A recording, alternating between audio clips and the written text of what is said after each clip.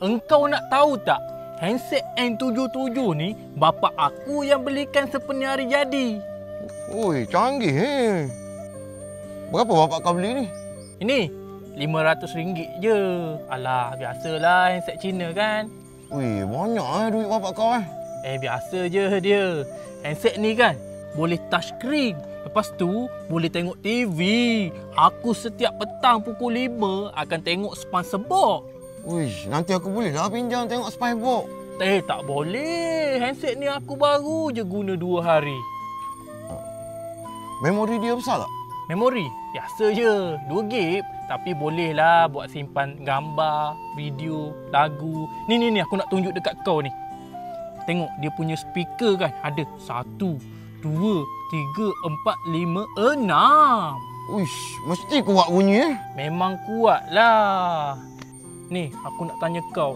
Engkau dah lah tingkatan 5 sekarang ni. Takkan kau tak ada handset lagi? Ada je, tapi handset biasa-biasa je. Biasa-biasa? Mana aku nak tengok? Yo, gempaknya. Kau punya handset N99 lagi canggih daripada handset aku. Yang ni bapak kau belikan ke? Taklah. Aku guna duit simpanan aku beli ni. Biar betul. Kau baru tingkatan 5 dah ada duit simpanan. Berapa harga handset ni? 700 je.